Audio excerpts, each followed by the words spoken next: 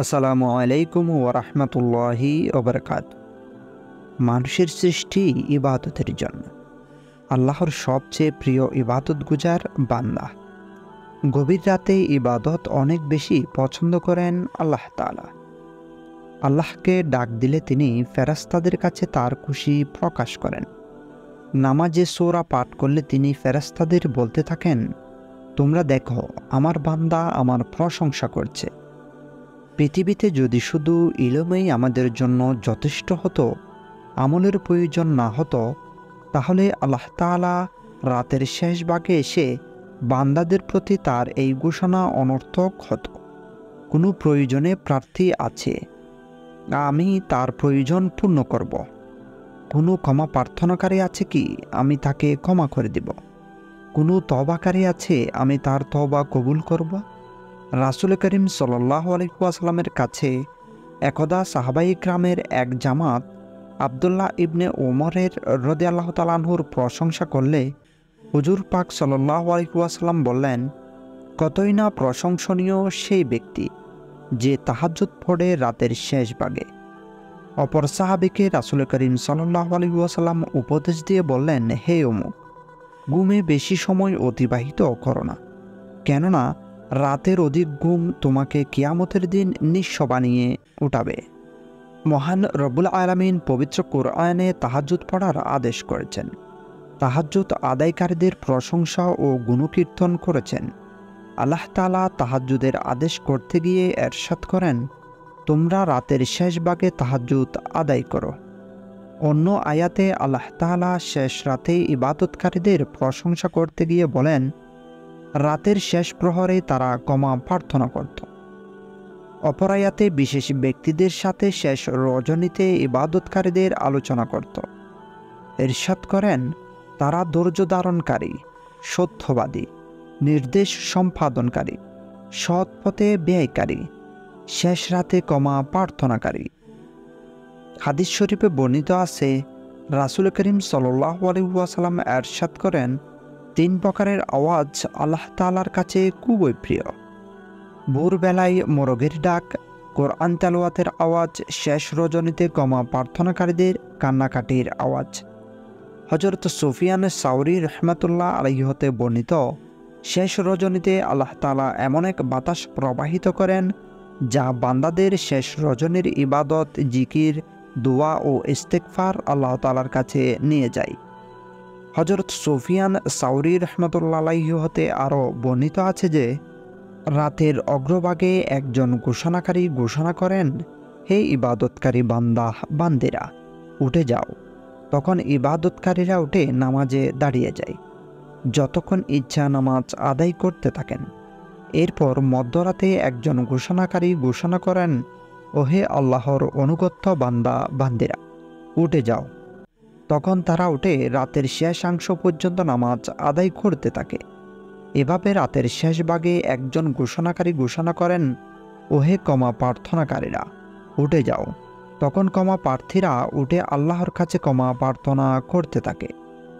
অবশেষে যখন ফজরের সময় গণিয়ে আসে, তখন একজন ঘোষণাকারী ঘোষণা করেন, হে গাফেলরা, হে উদাসীনতার চাদর আবৃত ব্যক্তিরা, গাফলতির চাদর ছেড়ে দিয়ে ওঠো।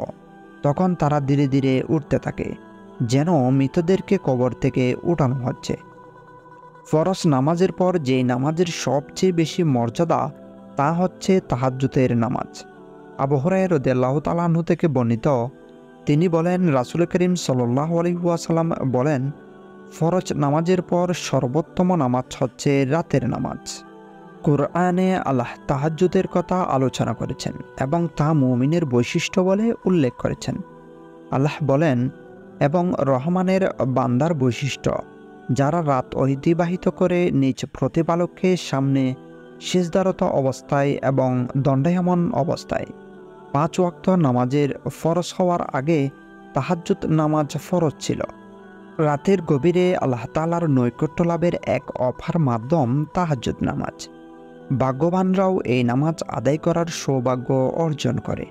এ কারণে তাহাজ্জুদ নামাজ পড়তে পড়তে প্রিয় নবী করিম সাল্লাল্লাহু আলাইহি ওয়াসাল্লামের পা মোবারক ফুলে যেত, তবুও তিনি নামাজ ছাড়েননি। কারণ এই সময় আল্লাহর পক্ষ থেকে বান্দার প্রতি বিশেষ অনুগ্রহ বর্ষিত হয়।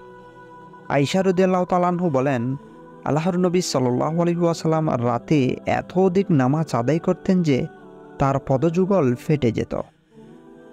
প্রিয় নবী সাল্লাল্লাহু আলাইহি ওয়াসাল্লাম নিজেও গুরুত্ব সহকারে নামাজ আদায় করতেন এবং পরিবারদেরও জাগাতেন।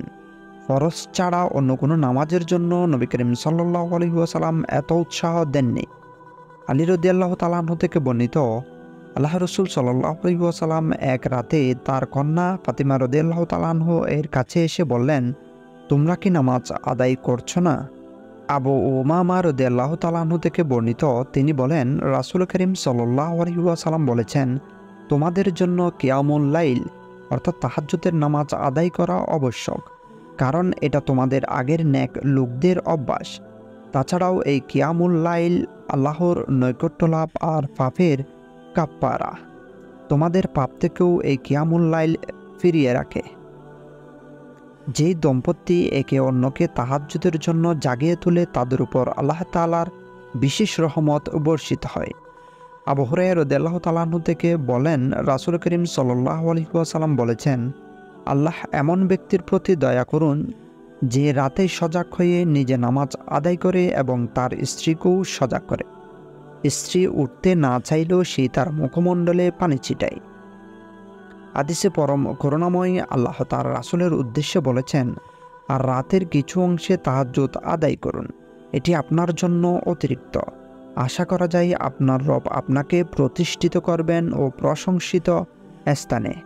তাহাজ্জুদ নামাজের সময় রাতের 2/3 অতিবাহিত হওয়ার পর থেকে তথা রাত 2টার পর থেকে ফজরের ওয়াক্ত শুরু হওয়ার আগ পর্যন্ত, সাহারির সময় শেষ হলে তথা ফরজের ওয়াক্ত শুরু হলে তাহাজ্জুদের ওয়াক্ত শেষ হয়।